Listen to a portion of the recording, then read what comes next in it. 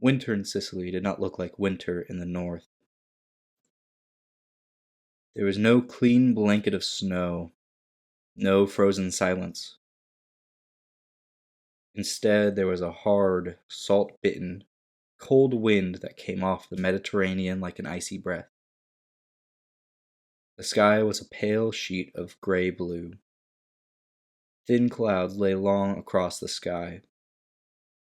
The sea below it carried a metallic sheen, and every wave that struck the rocks was an ever-present reminder of what they were preparing for. Sir Corwin Ardent stood on the parade ground with that cold pressing against his stern face. The Marine formation in front of him held steady in 4 ranks, shoulders squared, boots aligned to an invisible line, rifles held in disciplined stillness. Their uniforms were a testament to Anglic precision, webbing fitted to the body, straps pulled to regulation, canteens secured, knives sheathed, and sleeves rolled to the same uniform inches. Helmets sat low and even, chin straps snug on their chins. Corwin had built his reputation on this sort of order.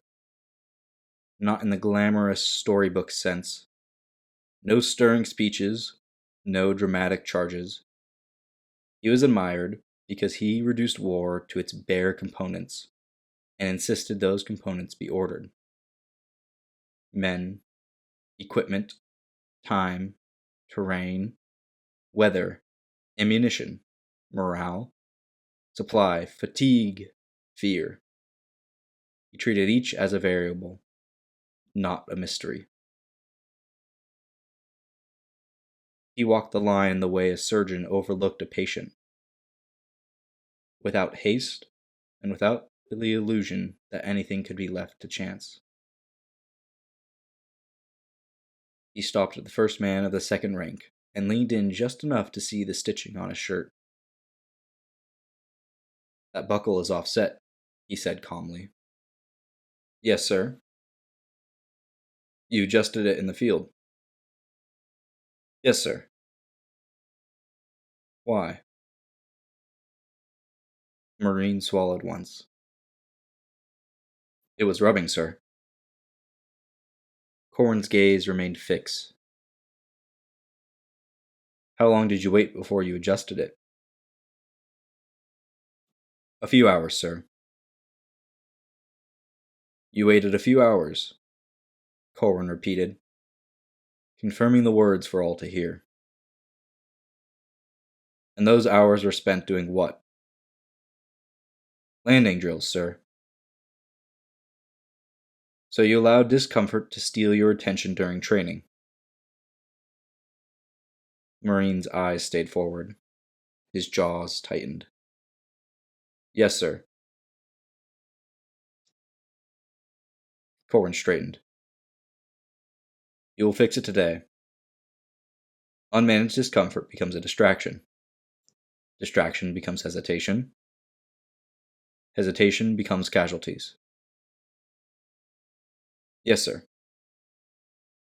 Corwin continued. The Marines did not fidget. They did not scratch their faces or shift their weight. Their eyes remained forward. The only thing that moved was their breath, controlled and shallow. Corwin believed formation revealed spirit. Not perfectly, and not always.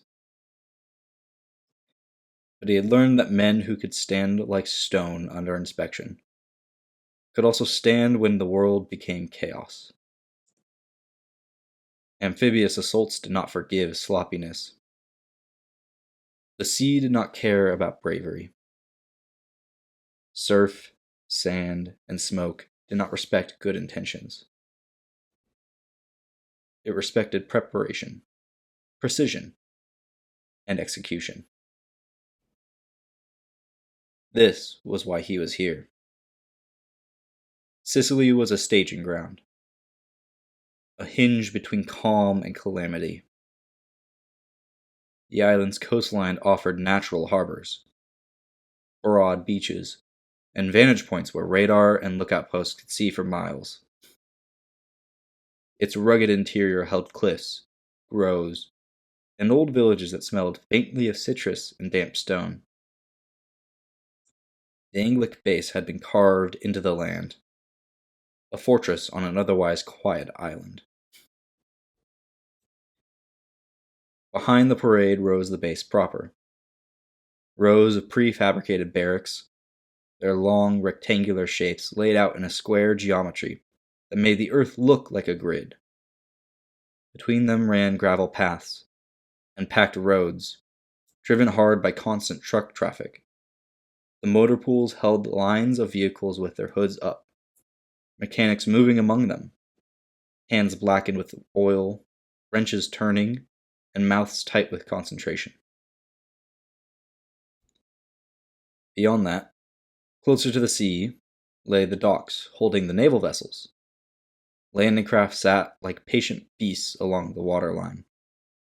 Some still carried traces of dried salt and sand from earlier training runs, their sides dented in places where they had kissed the shore a bit too hard. They were not beautiful. They were not meant to be. They were designed to endure and to deliver men into the worst possible environment. Farther out, anchored in deeper water, the heavier ships held their stations in silent authority. Destroyers cut the surface like knives, lean and sharp, their decks cluttered with equipment and men who moved with practiced speed. Cruisers sat heavier, broader, their gun turrets looming like dormant animals. Even beyond them, battleships rested with a grim patience, gray giants looming large in the ocean, their armor dull and their barrels angled towards the horizon, as if already imagining targets.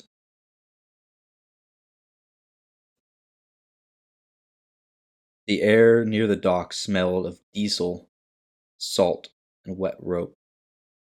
The constant groan of cranes and the thump of crates being set down formed a steady heartbeat that never fully stopped. Corwin knew every sound from experience and what it meant. A crane too slow meant a schedule slipping. A truck idling too long meant wasted fuel. A sailor shouting too loudly meant either panic or incompetence. He listened the way other men listened to music. You could tell by tone whether the bass ran smooth or strained. He reached the end of the formation and pivoted with sharp efficiency. "Face," he said. The Marines turned as one. He took them in again, now seeing faces rather than straps. Most were young, even the ones who had seen action before. Or aged men. But it did not make them old. Not truly. It made them tired. Made them hollow-eyed. Made them cautious. And taught them lessons many would never need to learn. But youth remained like a stubborn flame. Some of these men still had it. Others had lost it already somewhere in training, in earlier engagements, and in the quiet realization that death could come at a moment's notice. Corwin did not allow himself to care about them as individuals.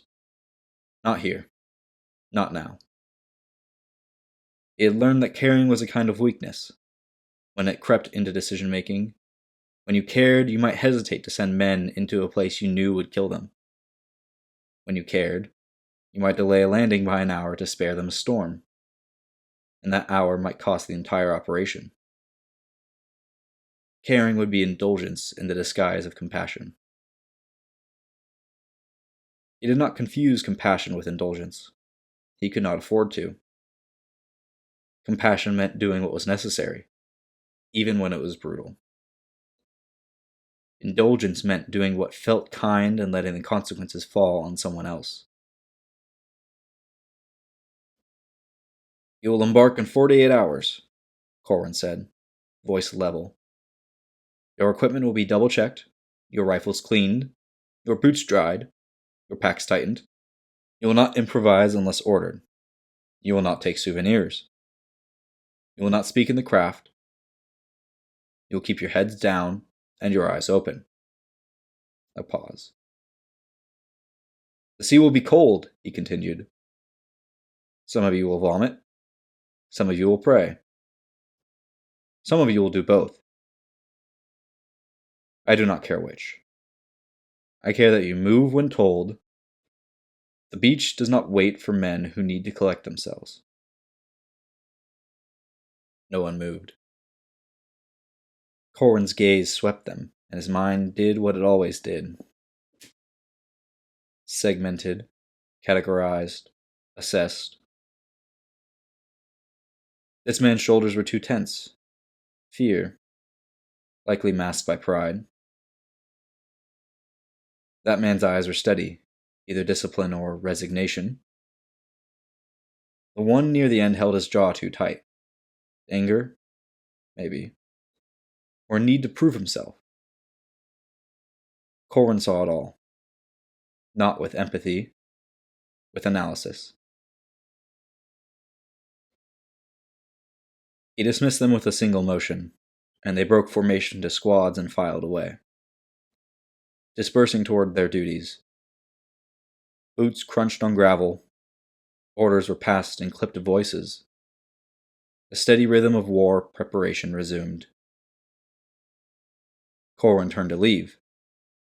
A young lieutenant approached from the side, moving quickly but hesitating at the last moment, as if unsure whether the distance between them was allowed to be crossed. He saluted sharply. Sir Corwin, the lieutenant said. Corwin returned the salute with minimal movement. Lieutenant. The lieutenant looked young enough that the helmet he carried seemed almost too large for him. His cheeks were clean-shaven, eyes bright with something that had not yet been tempered with caution. Sir, the lieutenant said, may I ask you something? Corwin regarded him for a long moment. If it pertains to your duty. Yes, sir, it does. The lieutenant paused, then rushed forward. Sir, I'm assigned to the second wave. We've trained for months, and I wanted to know what you recommend for maintaining discipline once the landing begins. I've read accounts, sir, but accounts are not the same experience. Corwin did not soften. Discipline is not something you begin on the beach, he said. It is something you carry to the beach. If you need discipline on the beach, you are already too late. The lieutenant nodded quickly. Yes, sir, of course. Corwin continued. You need to keep your purpose and focus. Not just on the beach, but before. When you train, when you rest, when you wake up, and when you go to sleep. You must keep your mind in order at all times, and not let Satan squeeze his way in when you're not looking. If you take that to the beach, remember your purpose, and whom it is you serve, then you can do your duty. Yes, sir, the lieutenant breathed. Corwin started to move again, but the lieutenant stepped slightly. He hesitated again, and Corwin could almost see the thought forming behind his eyes. A desire to connect, to be reassured, to make sense of the world by placing Sir Corwin within it as more than just a man, but an icon. The lieutenant swallowed and spoke anyways. Sir, your family, are they proud of you?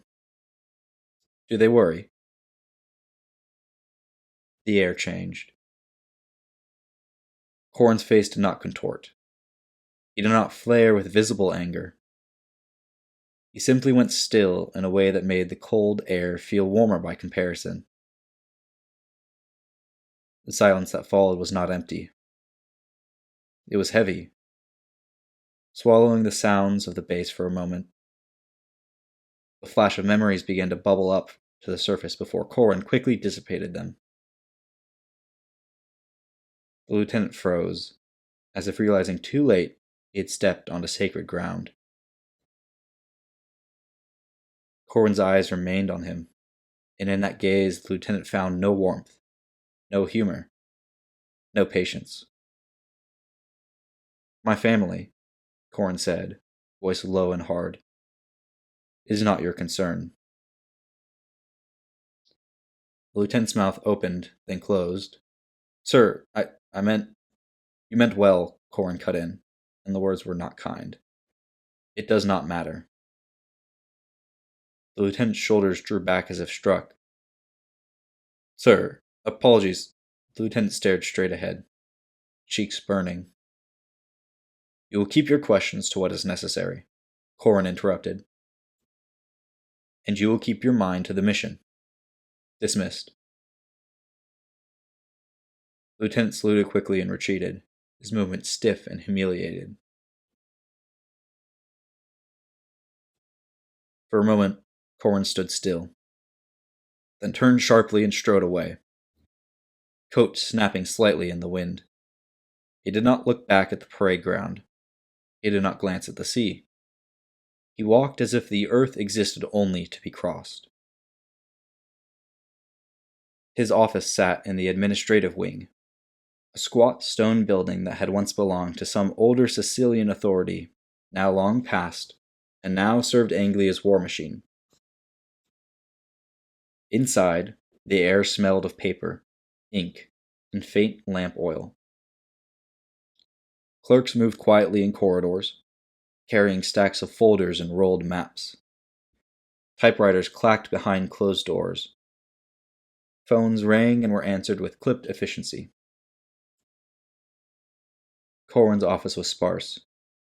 A desk, 2 chairs, a filing cabinet, a wall map pinned and updated daily, a small shelf with a few reference manuals, naval tables, logistics schedules, coastline charts. No photographs, no ornaments, no personal items. He closed the door behind him and leaned one gloved hand against the desk.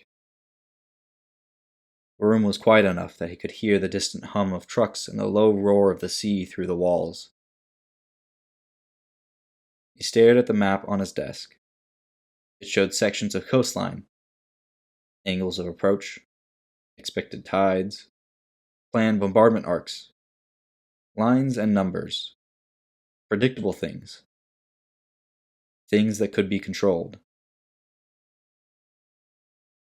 Then, the lieutenant's voice echoed again, as if the room itself remembered it.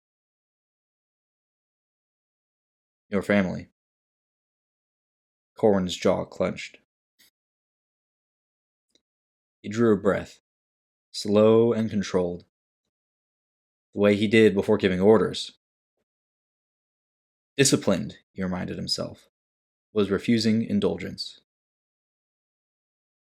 The memory rose anyways, uninvited. It came not as a coherent thought, but as a scene playing from memory. His daughter's laugh, bright as sunlight on the water. They had been in the garden behind his old home, long before this war and the others that had come before. The air had been warm, the scent of flowers heavy and sweet. His daughter Allie had been running in circles with a ribbon in her hand, trailing it like a banner. "Papa," Allie shouted. Cheeks flushed. "Watch this." She spun until she stumbled, then collapsed into giggles. Corwin had been sitting on the steps, polishing his boots. He looked up, and though he hadn't smiled broadly, his eyes had softened. "You'll make yourself dizzy," he said. That's the point, she replied, with all the seriousness of a child who believed joy was a duty. His second daughter, Julie, sat nearby, quieter, playing with a small doll his wife had crocheted for her. A small wood table sat between them, with 3 small teacups set atop it. This one's for you, Daddy, Julie said, holding one of the delicate cups up for him. Corwin held the cup between 2 of his fingers and brought it gingerly to his lips before making a loud slurping sound. Oh, thank you, sweetie. That was delicious. Their mother, Bethany, stood at the doorway, watching with a kind affection. There was flour on her sleeves. She had been baking, and the smell of bread wafted out behind her.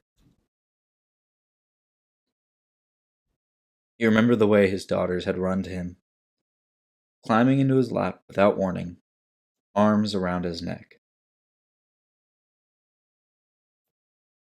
Corwin's fingers dug into the edge of his desk now. His breath tightened. A knock at the door cut through the memory like a blade.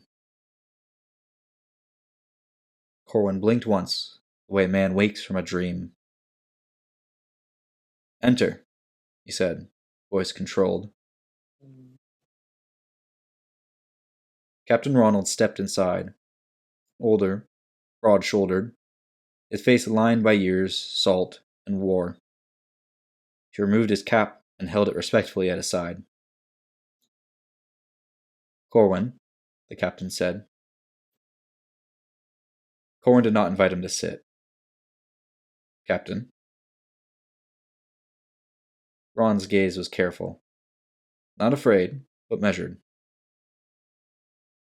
He had the look of a man who understood when to tread lightly. I heard about the exchange on the grounds, Ron said. Corwin turned slightly toward the window. There was no exchange. Ron did not press the point. The lieutenant asked about your family. Silence. You didn't know, Ron added gently. Corwin's eyes remained on the sea outside. Ignorance does not justify overstepping. No, Ron agreed, but it explains it. Corwin said nothing. Ron stepped a little closer. Sir, I've served under many men. Some bark, some charm, some bully. You run a tighter ship than most. It's why men follow you. Corwin's mouth tightened slightly. But, Ron continued, they also fear you. Corwin's gaze sharpened. Fear keeps men alive.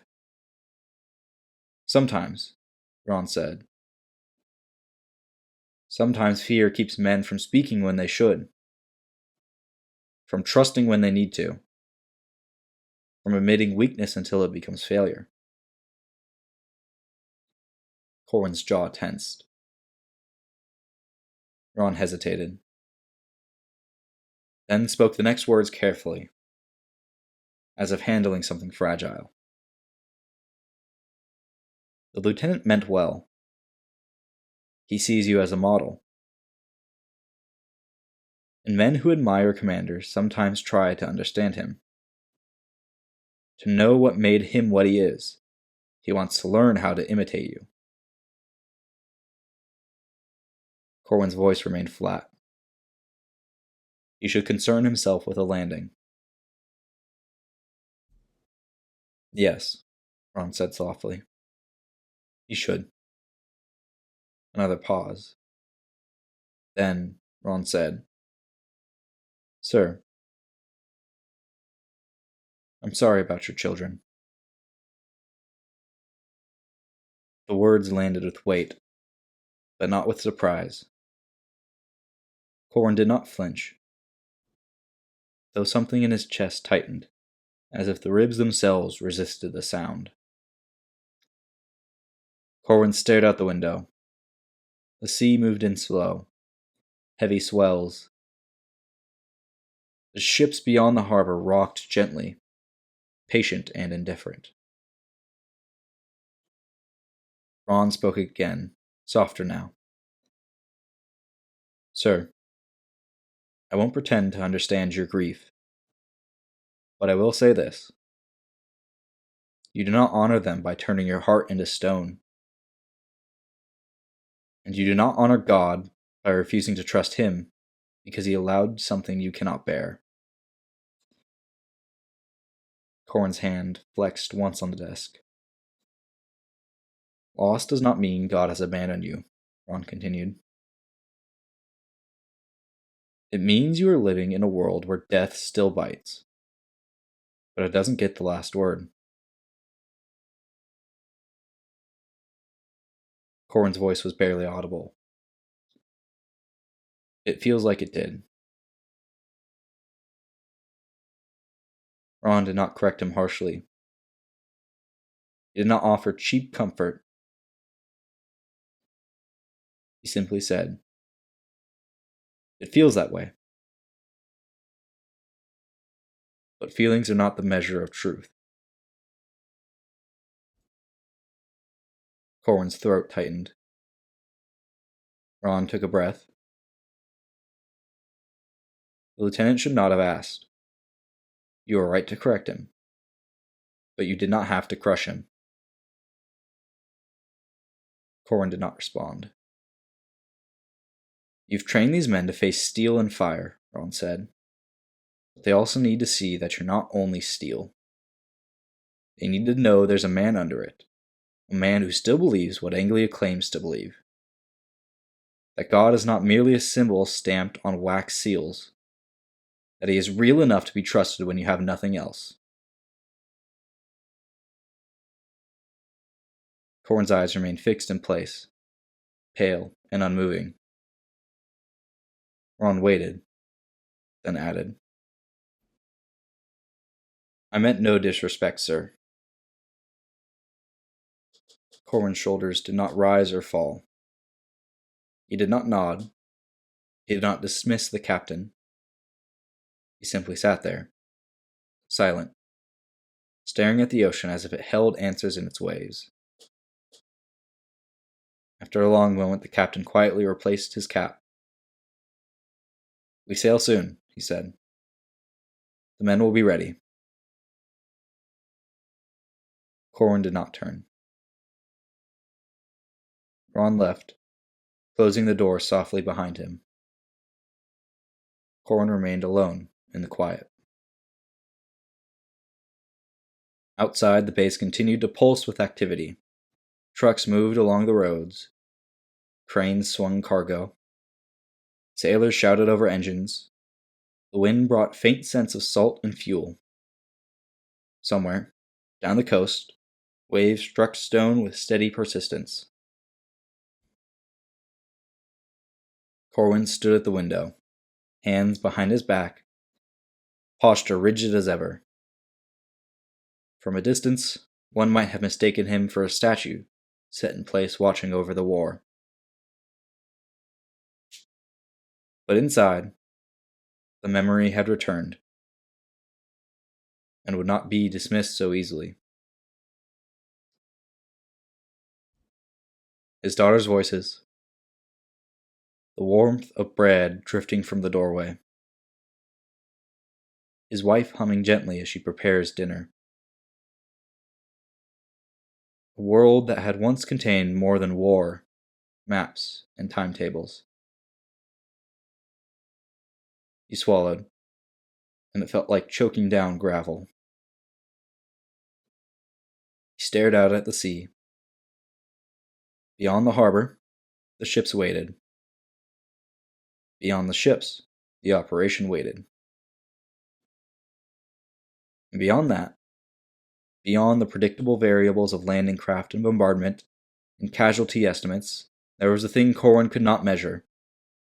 could not anticipate, and could not correct with discipline.